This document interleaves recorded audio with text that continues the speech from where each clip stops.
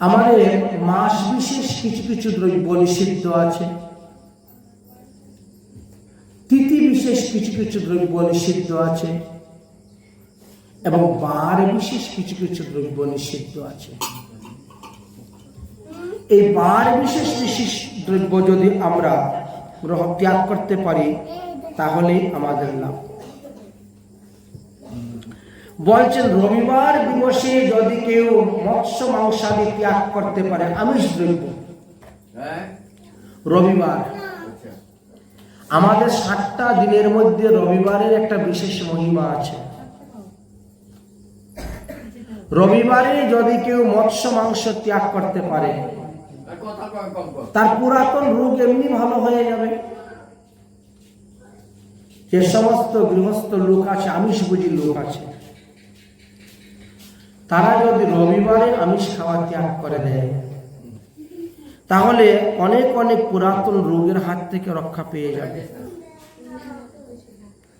এমনই কথা বলছেন। আর কি বলছেন, রবিবারে দুব্বা তুলবেন না। রবিবারে দুব্বা তোলা নিষিদ্ধ আছে।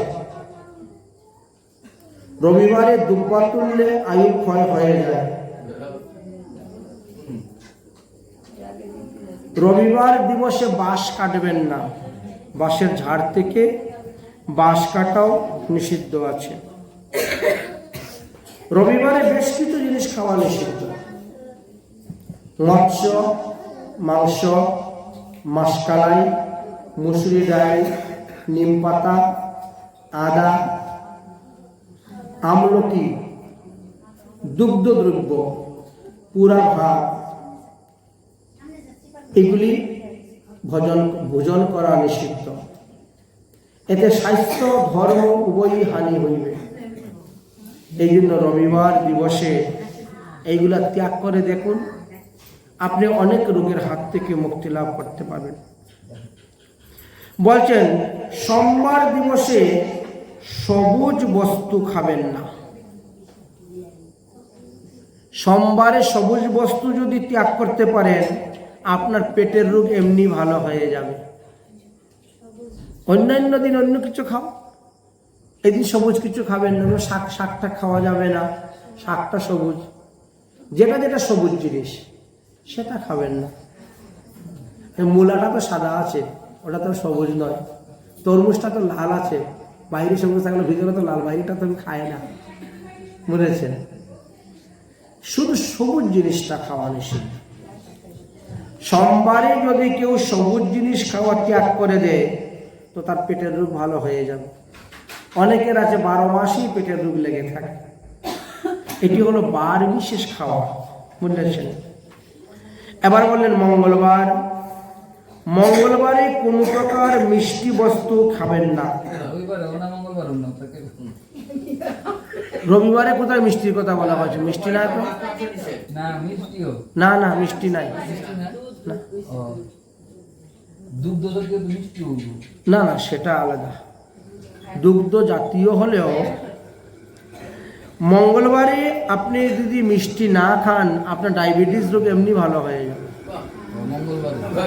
একদিন সপ্তাহে, অন্য বাকি 6 দিন আপনি খান, আপনার তো নিষেধ নাই। সপ্তাহে মাত্র একদিন। বুধবারে আপনি ঘি খাবেন না। যাদের কোলেস্ট্রল বেড়ে গেছে এদের জন্য খুব ভালো, কিন্তু বুধবারে ঘি না খেলে কোলেস্ট্রল এমনি কমে যাবে যাদের বেড়ে গেছে, বুঝলেন? বৃহস্পতিবারে দুগ্ধ পান না করলে কখনো গ্যাস হইবে না পেটে। বৃহস্পতিবারে আর বেশি করে আমরা পাই না। এই সামনে একাদশী পড়ে গেছে বৃহস্পতিবার। বৃহস্পতিবারে একাদশী মানে একটু দুধ পাও, আর দুধ খেলেই তো আবার গ্যাস হয়ে যাবে। বৃহস্পতিবারে দুধ খেলে গ্যাস হয়, অন্যান্য দিন দুধ খেলে কিন্তু গ্যাস হবে না। হ্যাঁ, ছানা করে খেয়ে নিতে পারো। এই জন্য যারা গ্যাসের রোগী তাদেরকে বলছেন বৃহস্পতিবারে দুগ্ধ ত্যাগ করে দেন, দেখবেন আপনার গ্যাসের রোগ কমে যাবে।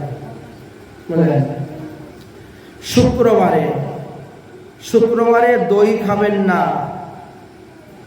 শুক্রবারে যারা দই ত্যাগ করতে, তাদের হাতের ব্যথা, গাড়ের ব্যথা, হাঁটুর ব্যথা, কোমরের ব্যথা এমনি কমে যাবে। মাত্র সপ্তাহে একদিন। এই জন্য শুক্রবার দিবসে দই ভক্ষণ করা নিষিদ্ধ।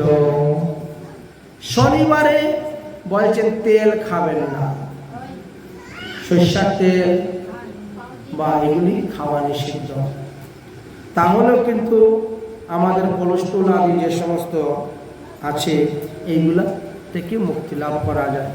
তাহলে দেখেন তো, রবিবার থেকে আরম্ভ করে শনিবার 7 দিন, এক একটা দিবসে এক একটা দ্রব্য ত্যাগ করতে পারলে আমরা কত শান্তি লাভ করতে পারবো, সুখ লাভ করতে পারবো।